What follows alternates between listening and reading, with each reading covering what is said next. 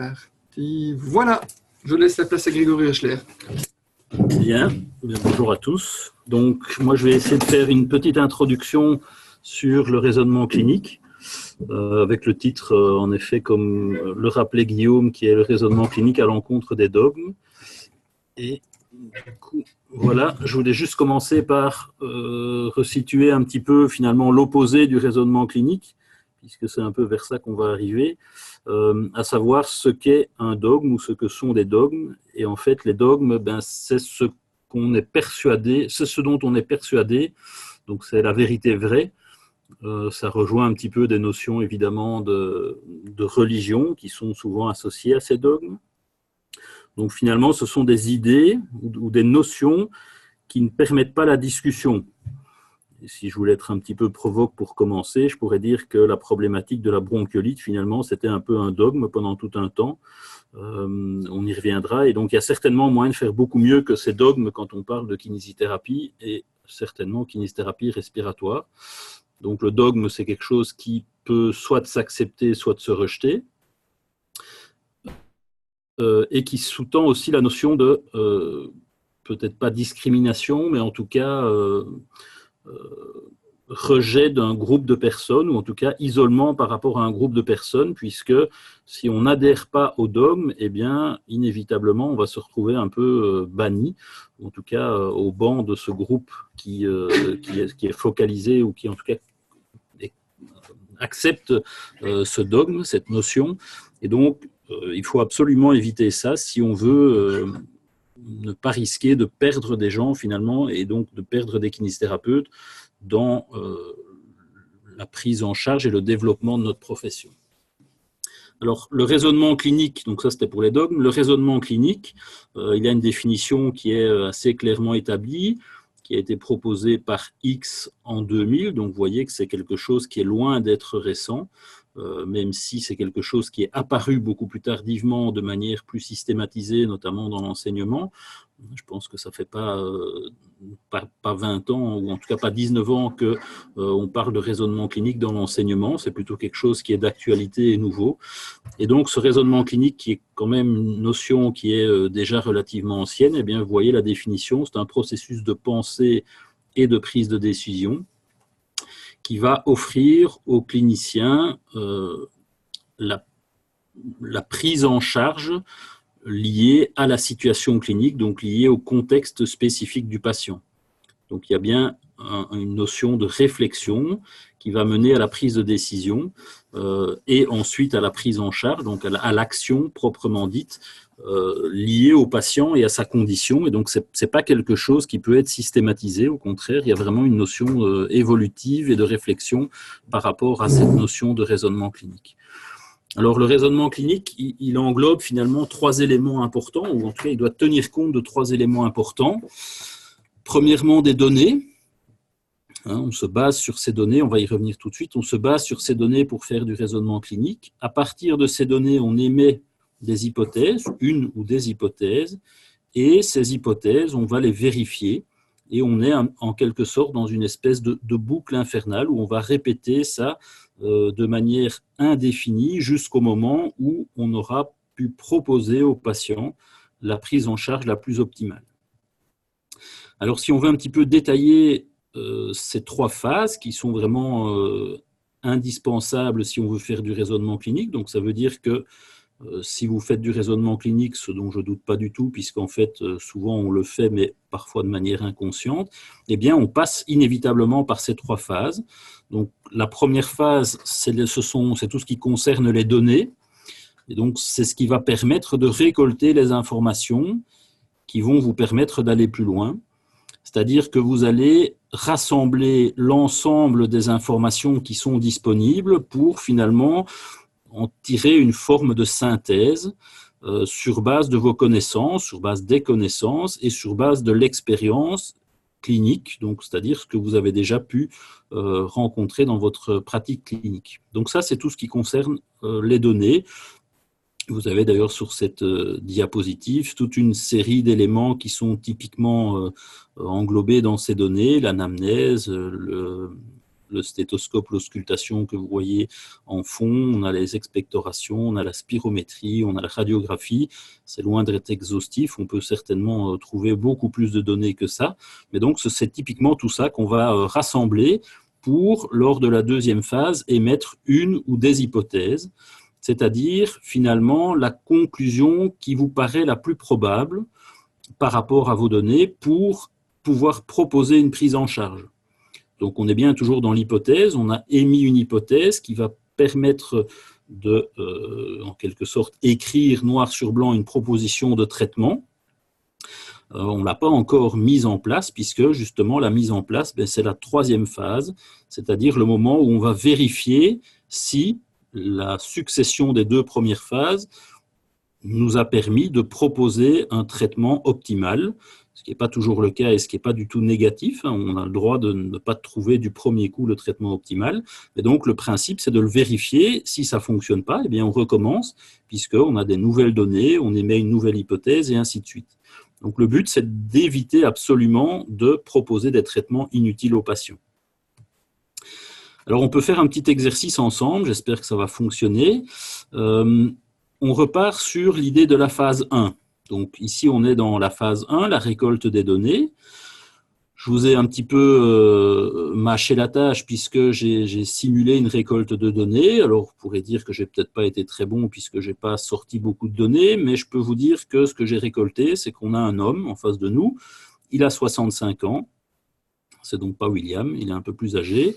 C'est un fumeur avec 48 unités années paquet. Et ce patient ou ce monsieur est dyspnéique, et donc il arrive au cabinet, imaginons. Et donc maintenant, on doit faire une synthèse intuitive de la situation sur base de ceci. Et ce que je vais vous proposer, c'est de jouer un petit peu avec le WooClap, que vous connaissez peut-être, qui normalement s'affiche à l'écran chez vous. Donc j'espère que vous avez l'écran qui s'affiche.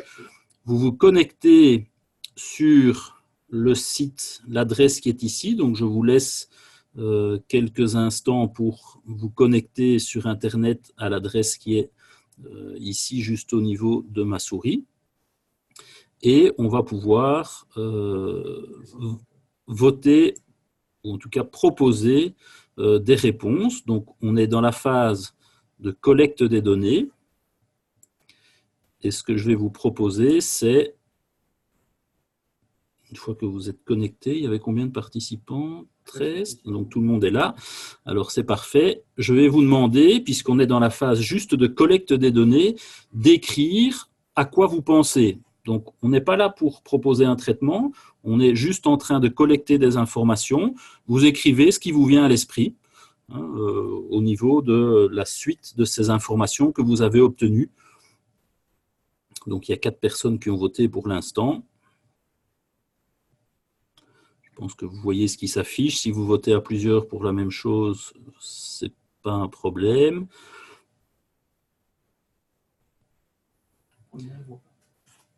Ah, vous ne le voyez pas, d'accord. Comment ça se fait, ça? Alors, je vais essayer de voir pourquoi vous... Ah, ouais, ok. Donc, il y en a quelques-uns qui n'ont pas voté. Ce n'est pas très grave. Donc, vous voyez que la grosseur du texte fait que ça veut dire qu'il y a plusieurs personnes qui ont voté pour la même chose. Donc, ça vous fait penser tout de suite à BPCO. Ça, c'est parce que vous travaillez évidemment dans le domaine respiratoire. Ça vous fait penser à un syndrome obstructif. Ça vous fait penser un peu aussi au cancer. Et donc, typiquement, ça, c'est exactement ce qui se passe, ce que vous faites quand on collecte des données. On émet une hypothèse. Alors, l'hypothèse, elle est nettement insuffisante par rapport aux informations, enfin, pardon, la conclusion, elle est loin d'être certaine par rapport aux informations que vous aviez, puisque on savait juste que c'était un fumeur. Alors, c'est vrai qu'on peut penser au cancer, c'est vrai qu'on peut penser à la BPCO, c'est certainement vrai qu'on peut penser à la BPCO, d'autant plus que le patient, il est dyspnéique, ou en tout cas, la personne là est dyspnéique, je ne sais pas si c'est un patient. Mais donc, ça, c'est typiquement la première phase du raisonnement. Et à partir de là, on émet l'hypothèse. Et donc ici, c'est ce que vous avez déjà finalement un petit peu fait. Vous avez été même un peu plus loin. Il y a quelqu'un ou quelques-uns qui ont dit c'est probablement un patient obstructif. ça, c'est peut-être quelque chose de plus global. Il y en a qui ont été plus loin en disant que c'était peut-être un patient BPCO, peut-être un patient qui a un cancer. Et donc, la troisième phase va consister, et je reviens sur le WooClap, va consister à vérifier si l'hypothèse que vous avez émise, et je vois qu'il y en a déjà qui ont répondu, vérifier si l'hypothèse que vous aviez émise se vérifie. Et donc, partons de l'idée, attendez un peu avant de voter quand même, partons de l'idée qu'on vérifie si il s'agissait d'un patient BPCO. Et donc, qu'est-ce qu'on peut faire pour vérifier l'hypothèse ?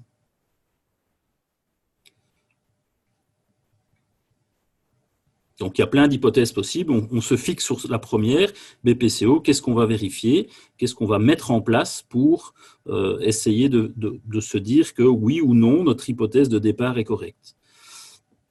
Voilà, tout le monde a voté. Alors, toujours, il y a des gens qui sont arrivés puisqu'il y a plus de votants.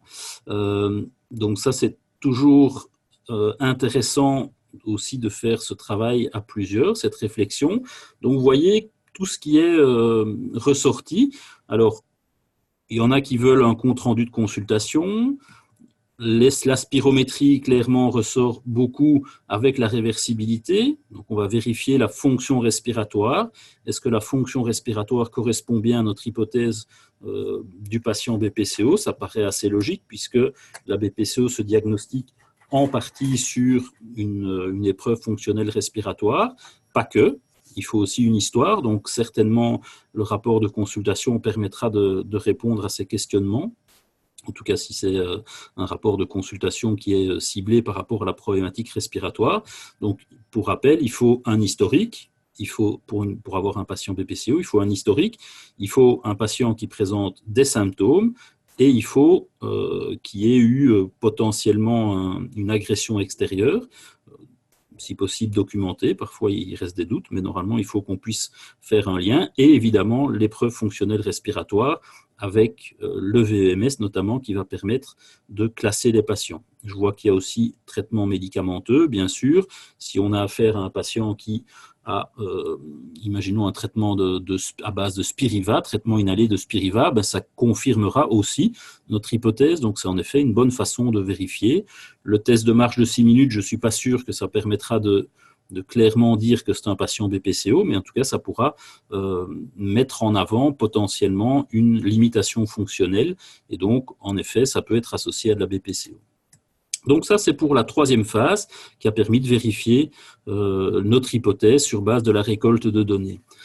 Alors, quand on fait du raisonnement clinique, en fait, il y a deux types de raisonnement clinique qui sont très complémentaires. Il y a le raisonnement non analytique et le raisonnement analytique.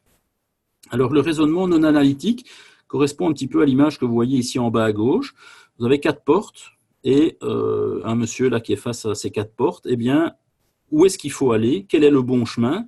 Eh bien, si on fait du non analytique, on va se baser sur l'intuition, sans réfléchir beaucoup. On dit on va prendre telle porte. Donc, c'est un petit peu quelque chose d'automatique. On va prendre telle porte. Pourquoi? Parce qu'on est déjà passé par là. On reconnaît que c'est la bonne porte et donc on a, on va dire, un raisonnement très rapide qui ne permet pas qui n'est pas associé à une réflexion. C'est quelque chose d'intuitif. Par contre, à côté de ce raisonnement non analytique, on a un raisonnement analytique qui, lui, se base plutôt sur la notion d'hypothèse et de déduction, un petit peu comme pour le jeu ici que certains d'entre vous connaissent certainement, le jeu Qui est-ce, où on demande si le petit bonhomme ou la petite madame qu'on recherche a des lunettes. S'il n'y a pas de lunettes, on élimine tous ceux qui sont dans la bonne catégorie, et ainsi de suite. On arrive à finalement retrouver le personnage qui avait été choisi par le joueur adverse. Donc là, ça c'est clairement de l'analytique. On va émettre des hypothèses, on déduit de notre résultat quel est le bon procédé si on parle de traitement, ou quelle est la bonne personne si on parle du jeu en question. Alors ce modèle non analytique, voilà une façon de le représenter.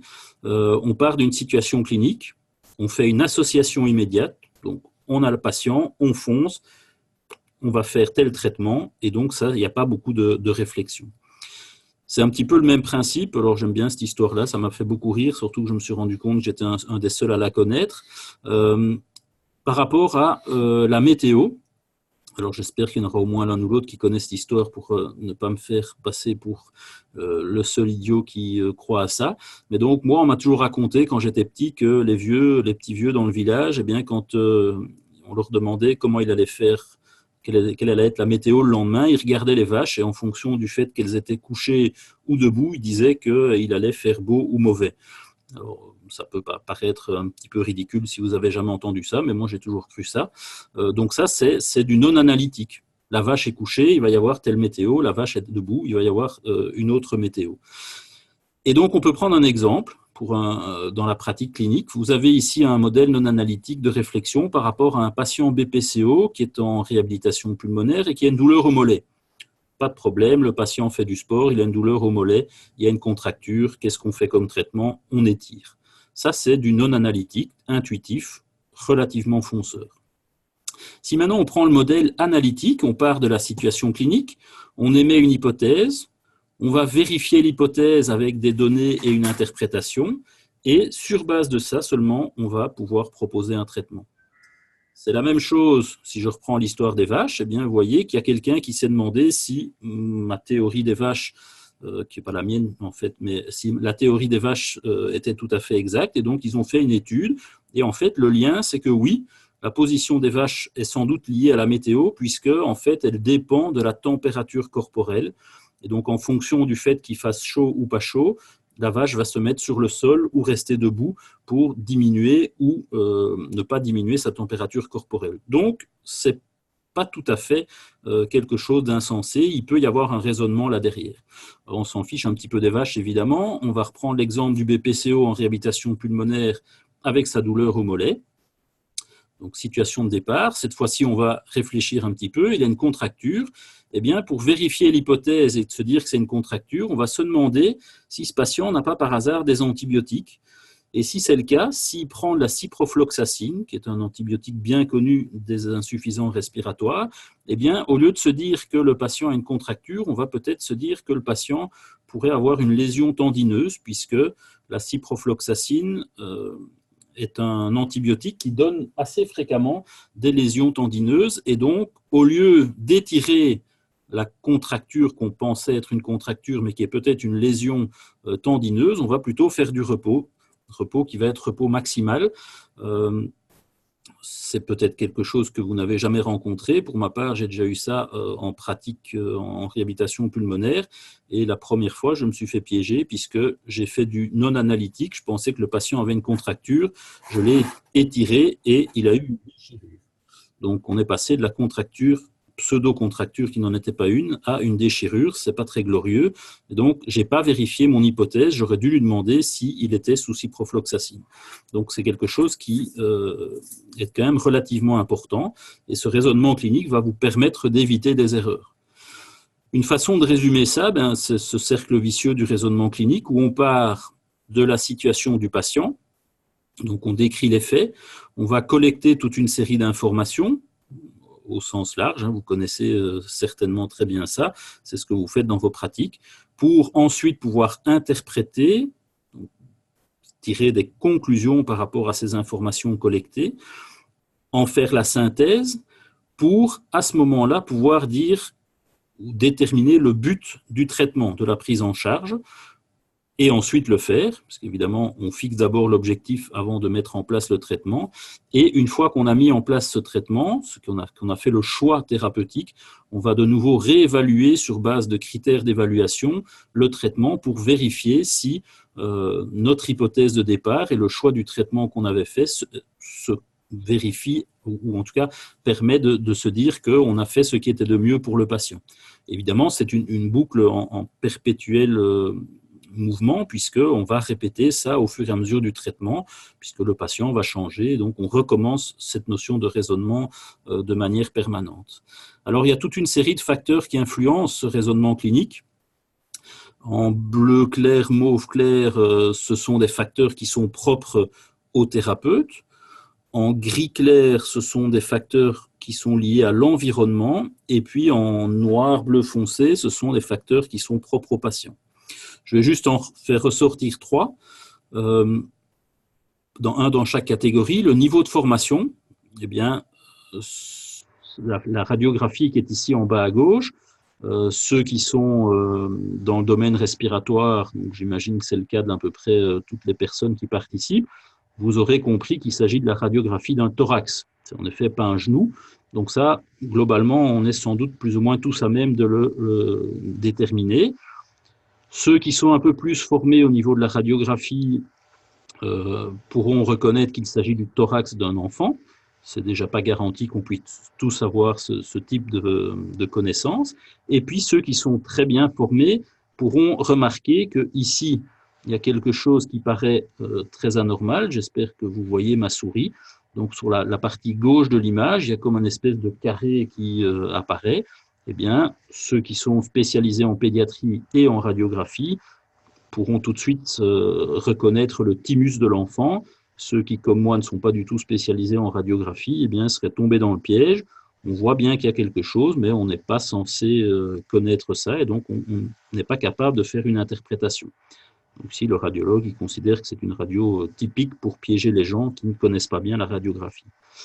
L'environnement joue aussi un rôle. On peut prendre juste la situation d'urgence. Vous voyez ici une salle d'urgence. Vous êtes amené à prendre en charge un patient, il y a 5 patients en même temps, votre téléphone qui sonne dans tous les sens, eh bien, vous allez potentiellement avoir un raisonnement qui est différent que si vous vous trouvez calmement face au patient et qu'il n'y a pas ce caractère d'urgence qui est associé à la situation. Et puis, troisièmement, la culture. Ceux qui me connaissent savent que j'aime bien l'Asie. Eh bien, vous voyez ici l'illustration de 2 personnages qui se saluent. La dame qui serre la main, probablement pas quelqu'un de Belgique, sinon probablement qu'elle aurait fait la bise, mais elle serre la main et vous voyez que l'autre personne à gauche, pour saluer, il fait une courbette.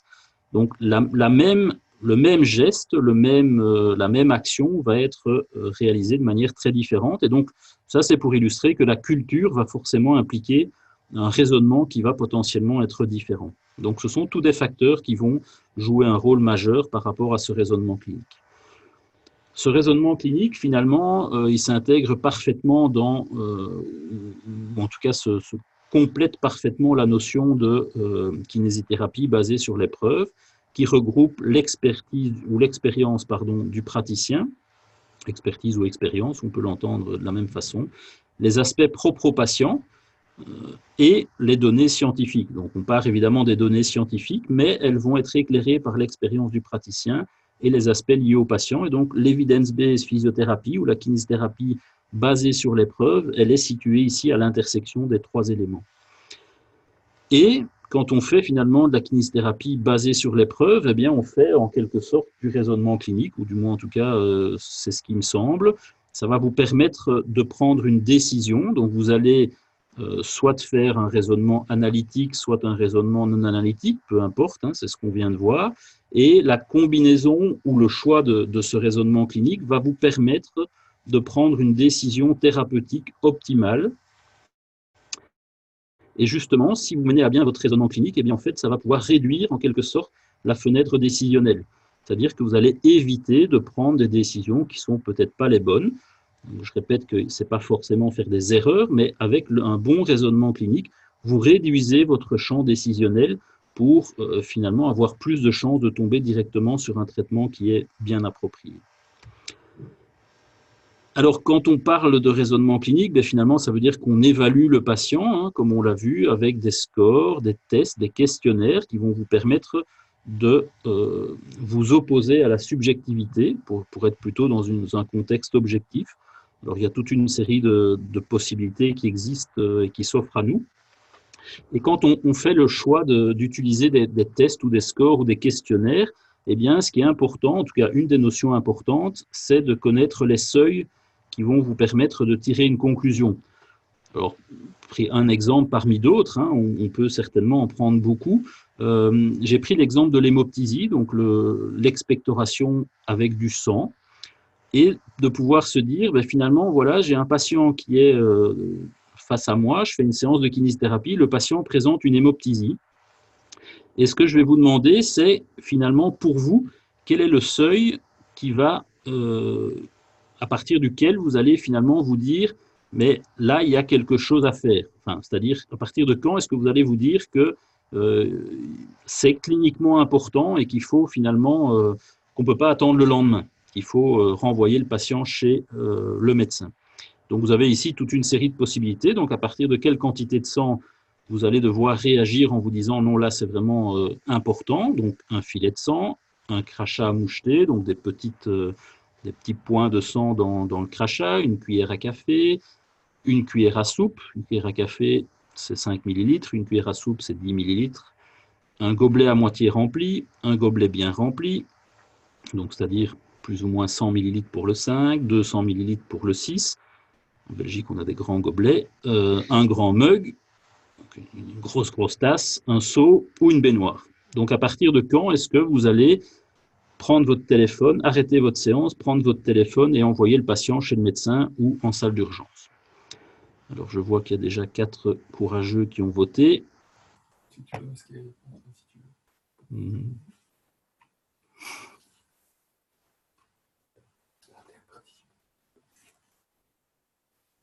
Alors, je vous laisse encore voter un petit peu. Tu peux mettre pour ceux qui viennent d'arriver, qui peuvent en fait mettre le site www.club qui va au-dessus de la fenêtre. Ah oui, pour ceux qui viennent d'arriver, William me fait remarquer, vous avez ici en haut de la fenêtre l'adresse sur laquelle vous pouvez vous connecter, si jamais il y en a qui ne le sont pas encore, qui vous permet de voter. 7 personnes sur 21, je laisse encore quelques secondes de réflexion. Ce n'est pas un problème de ne pas aller vite, hein, on a le droit de réfléchir. Le raisonnement clinique, justement, ça sous-tend cette notion de réflexion, donc c'est logique qu'on prenne le temps de réfléchir. C'est du sang frais, oui, du sang rouge, comme il y avait sur l'image précédente. Donc il y a pas mal d'abstentions pour l'instant. Je vois que ça a l'air de s'être calmé. Alors, donc il y a plusieurs possibilités. En fait, il y a sans doute plusieurs bonnes réponses, ou en tout cas plusieurs réponses possibles. Je vais vous remettre la diapositive, comme ça vous allez voir la réponse que moi j'ai choisie, mais je répète, ce n'est pas la seule bonne réponse. Donc ça, c'est ce que j'ai trouvé dans des recommandations. Quand on a 200 millilitres, donc ça veut dire un bon gros gobelet bien rempli, hein, des gobelets classiques, eh bien, ça c'est un signe de gravité. Alors vous allez dire, c'est beaucoup. 50 millilitres en une fois, donc c'est chaque fois une expectoration en une fois, pas étalée sur la journée. En cas d'insuffisance respiratoire chronique, dans la mucoviscidose, on dit en général un demi-gobelet de sang frais. Donc vous voyez, il y a plusieurs possibilités, plusieurs seuils. C'est important quand même de les connaître. Donc tous ceux qui se sont inquiétés pour une cuillère à café, probablement que c'est un peu excessif. Alors il vaut mieux s'inquiéter trop vite, mais c'est probablement excessif et donc, en effet, on ne voit pas très souvent des hémoptysies. Je suppose que parmi vous, il y en a qui n'en ont d'ailleurs jamais vu, heureusement. Ce n'est pas le signe le plus agréable à rencontrer en pratique clinique. Et donc, c'est important de connaître les seuils. C'était pour ça que je voulais parler de ça. C'est vrai pour l'hémoptysie, c'est vrai pour les scores, les questionnaires de qualité de vie, c'est vrai pour le test de marche, c'est vrai pour le site to stand et ainsi de suite. Donc, tous les scores que vous utilisez, il faut finalement pouvoir les interpréter. Et ça, c'est... je pense quelque chose qui est vraiment essentiel, c'est de pouvoir interpréter correctement les outils qu'on utilise. Et donc finalement, quand on évalue, eh bien, on fait ce processus de réflexion en se disant, mais qu'est-ce que je veux mesurer? Qu'est-ce que je peux avoir comme outil disponible pour réaliser cette mesure? Et quel est le meilleur outil en fonction de mon objectif? Je vais passer 2-3 diapositives en revue, un peu rapidement, puisque c'était peut-être un peu moins le propos, mais je pensais que c'était quand même utile de resituer ça. Donc d'abord, de se dire qu'est-ce qu'on veut mesurer. Donc il y a une notion qui est sous-tendue par le questionnement, et donc il faut pouvoir le définir de manière précise. Et ici, j'ai pris un exemple qu'on rencontre assez souvent quand on parle d'exercice au sens large. Eh bien, on parle d'activité physique, de capacité physique ou de capacité fonctionnelle, avec souvent comment je vais dire ça, le fait qu'on prend l'un pour l'autre, alors qu'en réalité, ces 3 termes sont très différents. Donc, ce sont des notions qui sont clairement différentes les unes des autres et qui forcément, si on ne les définit pas correctement au départ, on ne va pas pouvoir les évaluer. Donc, il faut pouvoir bien connaître la notion qu'on évalue. Et justement, voilà des notions qu'on peut évaluer assez fréquemment dans notre pratique quotidienne de kinésithérapie respiratoire.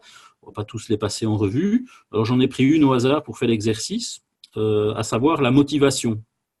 On pourrait se dire la motivation, tiens, ben, oui, on va évaluer la motivation, c'est une notion assez globale, mais en réalité, non, il faut bien définir cette notion de motivation. Et donc, le mot motivation ne veut pas dire grand-chose. Il faut probablement faire une distinction entre la motivation intrinsèque et extrinsèque. Et vous voyez que ce n'est pas tout à fait farfelu de faire cette distinction, puisque un article fait clairement cette distinction. Il y en a d'autres, ce sont des termes très connus, mais que moi, je ne connaissais pas forcément. Et donc, si on ne les connaît pas, il faut prendre la peine de d'abord définir correctement le terme pour savoir ce qu'on veut évaluer et pour alors, après, dans un deuxième temps, choisir l'outil qui est le plus approprié. Donc, d'abord, de déterminer les outils qui existent. Donc, pour ce faire, vous pouvez, il y a plusieurs façons. Vous pouvez, essayer de trouver des systematic reviews sur la thématique. Par exemple, vous voulez évaluer la dysphagie, j'ai pris ici une systematic review qui a été réalisée par Nicolas Audag assez récemment sur le screening et l'évaluation, donc les outils de screening et d'évaluation de la dysphagie. Et vous voyez que c'est une systematic review. Si vous allez dedans, vous allez avoir normalement tous les outils qui ont été utilisés jusqu'à présent dans la littérature scientifique pour évaluer la dysphagie chez les patients neuromusculaires. Vous pouvez aussi vous baser sur les Core Outcome Sets, donc c'est-à-dire ce sont des packages, des ensembles de critères qui permettent de quantifier, d'évaluer une notion. Donc si par exemple on reprend l'idée de la capacité physique, eh bien, il y a une série d'outils qui permettent d'évaluer la capacité physique. De même pour l'activité physique. Et donc vous prenez les éléments, les outils qui vont permettre, parce qu'il n'y a pas toujours qu'un seul outil, vous prenez les outils, l'ensemble des outils qui vont permettre d'évaluer la capacité physique ou l'activité physique si on prend ces notions-là. Je répète, ce sont des notions différentes, donc les outils forcément vont être différents aussi. Et si vous allez sur ce site de Comet, que vous allez retrouver facilement grâce aux copains Google, eh bien, vous allez trouver, une fois que vous faites votre recherche, c'est un moteur de recherche assez classique, vous allez trouver l'ensemble des items qui permet de répondre au questionnement activité physique ou capacité physique dans l'exemple que je venais de prendre.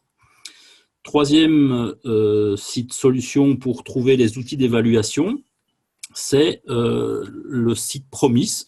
Alors, je ne vais pas vous mentir, je ne le connais pas, je l'ai découvert en préparant la présentation. C'est un moteur de recherche avec une liste d'outils de mesure. Et donc, de nouveau, vous faites une recherche sur comment évaluer la motivation. Eh bien, vous allez avoir tous les outils qui participent à l'évaluation de la motivation. Donc, c'est une base de données d'outils d'évaluation, en quelque sorte. J'en ai pas beaucoup de pratique, mais je pensais que c'était quand même intéressant comme outil, comme moteur de recherche pour trouver des outils d'évaluation dans notre pratique, surtout pour des notions qu'on maîtrise peut-être pas toujours. Il y a évidemment aussi le fait de lire. Si vous allez dans la littérature scientifique, vous allez trouver plein d'outils qui existent pour évaluer les notions qui vous intéressent. Et puis, pour terminer, finalement, vous allez vous poser la question de la vérification des propriétés de ces outils d'évaluation. Alors, les propriétés des outils, c'est toute une série de notions que vous avez ici situées sur la diapositive, qui se retrouvent, vous avez l'adresse ici en bas à droite, sur le site Cosmin, qui est un site internet qui permet de définir les propriétés des questionnaires ou outils d'évaluation. Alors, je ne vais évidemment pas les détailler toutes aujourd'hui parce qu'on n'a pas le temps. Je vais juste simplement les resituer un tout petit peu pour ceux qui ne sont pas forcément familiers avec ça. Première propriété, c'est une propriété globale qui comprend toute une série de sous-items, c'est-à-dire la notion de validité. Donc, la validité d'un outil, c'est lorsque l'outil permet de mesurer ce qu'on veut mesurer. Évidemment, on l'a vu tout à l'heure avec la motivation, la capacité physique, il faut pouvoir évaluer la notion qu'on a choisi d'évaluer. Donc, ça sous-tend la notion le principe de validité. Et si on va donc je reviens ici, vous voyez la validité, il y a toute une série d'éléments de sous-items dans la validité. Si on prend par exemple la validité de construit, c'est le degré avec lequel le score mesure l'hypothèse de départ. Et typiquement, pour vérifier cette validité, on réalise une corrélation Donc, vous savez certainement qu'on peut mesurer la tolérance à l'effort avec le test de marche de 6 minutes, la distance parcourue pendant le test de marche de 6 minutes. Donc, vous avez ici, sur l'axe vertical, le résultat des sujets sur le test de marche de 6 minutes. Et puis, on peut se demander si la distance marchée pendant le shuttle test permet de refléter cette tolérance à l'effort, cette distance parcourue au test de marche de 6 minutes. Eh bien, on fait ce qu'on appelle une corrélation. Donc, c'est-à-dire que ici, si on prend ce point-ci, le patient a marché plus ou moins 300 mètres au test de marche, il a marché plus ou moins 200 mètres au shuttle test. Le patient qui est ici, il a marché plus ou moins 500 mètres au test de marche, un peu moins de 600 mètres au shuttle test. Et on fait ça pour l'ensemble des patients, et puis on regarde s'il y a une relation. Et dans ce cas-ci, on a une belle relation avec un coefficient de corrélation qui est très élevé. Quand il est proche de 1, c'est proche de la relation parfaite. Et donc, on a une bonne relation qui laisse penser que le shuttle test est un test, une bonne alternative pour mesurer la même chose que ce qui est mesuré, donc la distance, que ce qui est mesuré avec le test de marche de 6 minutes. Donc ça, c'est la validité. On mesure bien ce qu'on voulait mesurer. Deuxième notion, c'est la reliability en anglais, qu'on peut traduire de manière, on va dire, un peu inappropriée par la reproductibilité en français. On manque un peu d'un terme global en français pour cette notion-là. Donc là, c'est le fait que le score change ou ne change pas, donc idéalement qu'il ne change pas si on parle de reproductibilité, avec la répétition des mesures dans différentes conditions, c'est-à-dire par exemple à 2 moments différents. Donc imaginons qu'on fasse un test là maintenant, et puis dans 2 minutes, eh bien, si la situation du patient n'a pas changé, idéalement, on voudrait obtenir un résultat le plus proche possible du premier résultat. Donc ça, c'est dans le temps. Alors, c'est vrai pour maintenant et 5 minutes après, ou maintenant et dans 15 jours. On parlera plutôt de répétabilité, répéter le test, ou de reproductibilité s'il y a une notion de temps qui est un peu plus longue. Et puis, il y a la reproductibilité inter- et intra-expérimentateur. Inter-expérimentateur, c'est quand 2 expérimentateurs font le même test. Idéalement, il faut que si le patient n'a pas changé, on ait le même résultat. Et la reproductibilité intra-expérimentateur, c'est lorsque le même expérimentateur fait 2 fois le même test. Idéalement, il doit obtenir le même résultat. Et donc pour ça, on a typiquement des résultats qui s'expriment aussi sous forme de corrélation, qui s'expriment sous forme de coefficient intraclasse, ou qui s'expriment sous forme du graphique que vous voyez ici en dessous à droite, le graphique de Blant et Altman, qui est très classique pour représenter justement cette notion de reproductibilité. Dernière notion importante qu'on retrouve et que vous pouvez aller lire dans ce document COSMIN qui reprend vraiment tous les éléments dans un grand nombre de pages, c'est la responsiveness ou la réponse à un traitement. Je ne vais pas détailler toutes les façons de mettre en évidence cette responsiveness, mais donc c'est la capacité d'un score, d'un test, donc de votre évaluation, à détecter un changement dans le temps. Typiquement, c'est très utile pour nous puisqu'on va vouloir évaluer l'effet de notre traitement. Eh bien, il faut connaître des outils, il faut avoir des outils à disposition qui peuvent mettre en avant le résultat de notre travail. Et donc, il faut des outils qui puissent être capables de détecter le changement. Et c'est souvent ce qu'on a un peu comme difficulté en kinésithérapie, c'est comment évaluer notre traitement.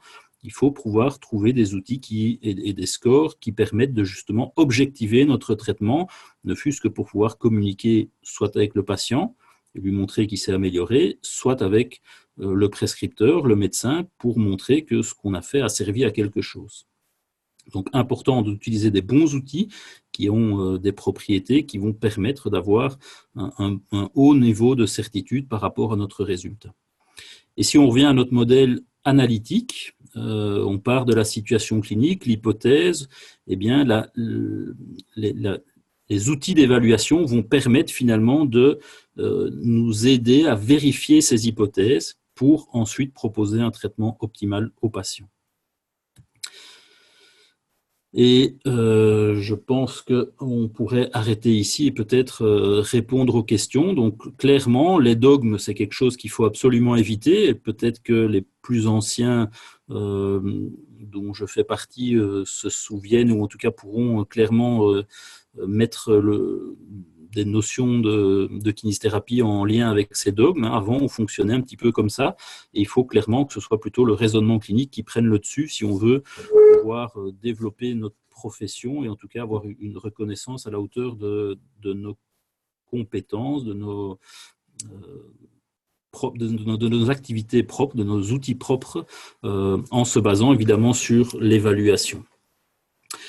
Voilà, j'arrête ici pour ma présentation et puis maintenant je vais laisser la place aux questions et je pense que William va vous donner la parole, en tout cas sur la possibilité de poser vos questions par écrit. C'est ça, donc voilà, je vais réactiver. Donc on est 15, mais il y a 21 votants, donc ça veut dire qu'il y a potentiellement 21 participants. On va pas le faire avec le chat, on va réactiver les micros, mais donc soyez patients, essayez de bien attendre que chacun ait terminé la question qu'il avait. On va essayer de faire pas plus d'une question par personne. Hein. Si on est 21, ça fait quand même beaucoup, ça va. Donc voilà, je réactive les micros et puis quand vous sentez que vous avez une question, prenez bien le temps de la poser. Et alors Grégory fera le plaisir de répondre à toutes vos questions. Voilà. Je mettrai après la douche. Mais je le ferai après.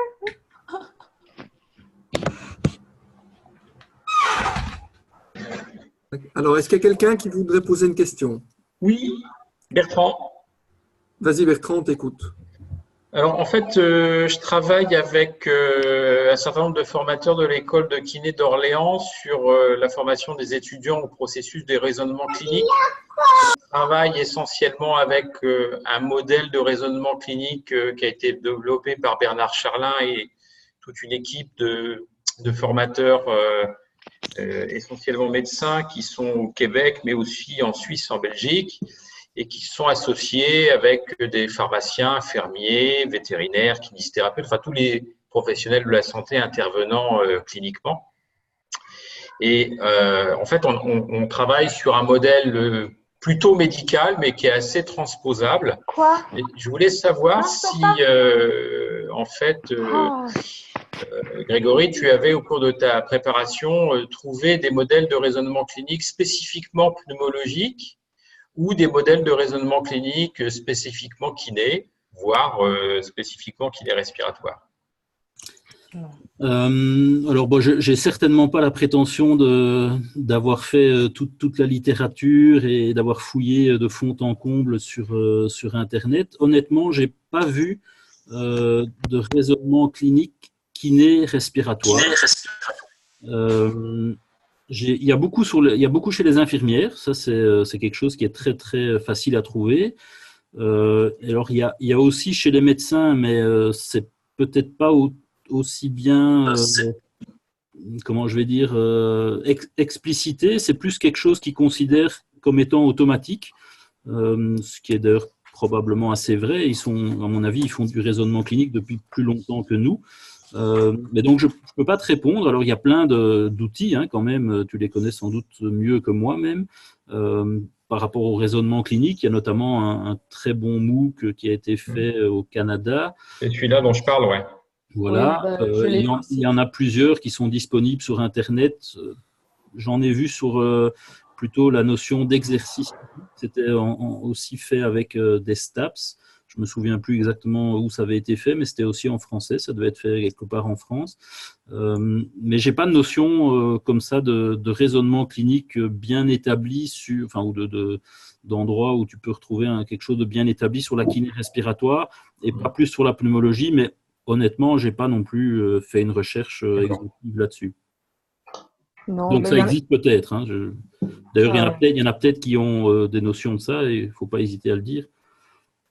Non, j'en ai pas non plus, mais là, pour l'instant, avec plusieurs hautes écoles et Thibaut qui est venu aussi, on parle du raisonnement clinique dans les hautes écoles et à l'UNIF, et on se base sur Laval, l'Université de Laval et de Montréal.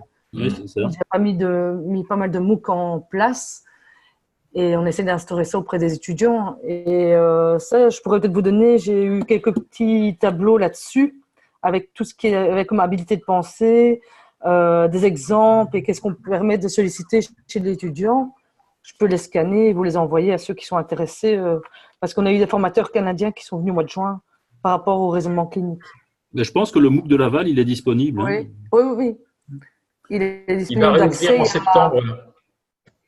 Voilà, il y a plusieurs items et chaque fois qu'on clique dessus, on a la petite vidéo d'explication sur les hypothèses, comme a expliqué Grégory, sur les vérifications et sur ce cercle à chaque fois remettre en question et se reposer des questions en fonction de ce qu'on voit et de ce que le patient donne comme analyse. Alors, je me permets d'intervenir. Donc, pour ceux qui seraient intéressés, du coup, parce que Ingrid Leclerc propose, vous pouvez cliquer sur son nom là, dans le chat, vous mettez plus et vous mettez converser. Du coup, vous allez avoir une fenêtre de conversation uniquement avec Ingrid Leclerc et du coup, vous allez pouvoir laisser votre adresse email si jamais vous voulez avoir les infos après. D'accord? Vous pouvez le mettre aussi sur le chat global, mais ça, c'est comme vous voulez, quoi, en fonction de… D'accord. Voilà. Alors, on va réactiver certains micros. Attention, les parasites, hein, on désactive. Sinon, évidemment, on les réactive après. Et donc, voilà. Est-ce que quelqu'un d'autre a une question? Moi, dans les raisonnements cliniques, je me pose toujours la question, c'est de savoir, nos étudiants, il y a quand même une connaissance théorique à avoir et je trouve que j'ai l'impression qu'ils ont de plus en plus de mal à vraiment ce raisonnement, à le mettre en place et à faire des connexions entre tous. C'est compliqué pour eux, j'ai l'impression. Alors, est-ce que toi, Grégory, tu y arrives, Bertrand aussi? J'ai l'impression qu'on leur demande parfois une montagne à essayer de réfléchir et à faire des connexions entre la théorie, la pratique et l'analyse de situation. Je suis assez d'accord avec la montagne, mais je pense que c'est… Enfin, en tout cas, personnellement, je réponds juste pour moi, je ne t'englobe pas dedans, mais moi, je pense que si j'y arrive pas, c'est de ma faute.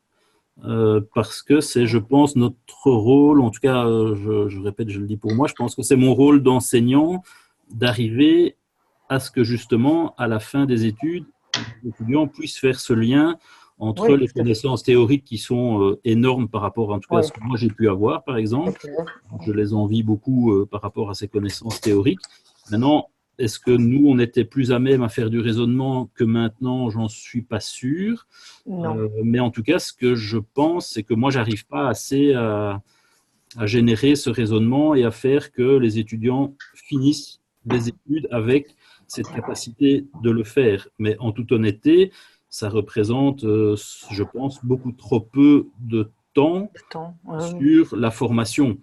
Donc, je pense une connaissance énorme, mais il faut, enfin, si ça fait partie du métier, ce que je pense, il faut en fait que le raisonnement clinique fasse partie de l'enseignement aussi.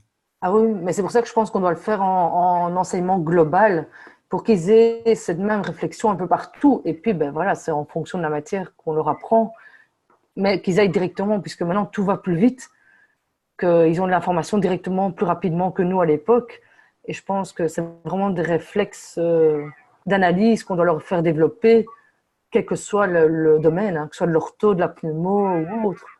Et c'est vrai que c'est pas facile, je le reconnais aussi comme toi, de mettre ça en place avec parfois le peu de temps qu'on a et leur interactivité qu'ils ont avec nous en classe, quoi.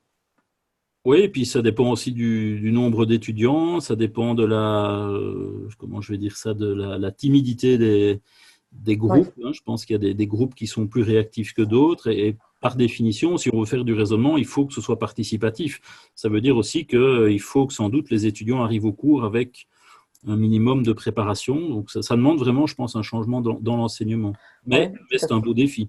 Ah oui, c'est clair. D'autres questions?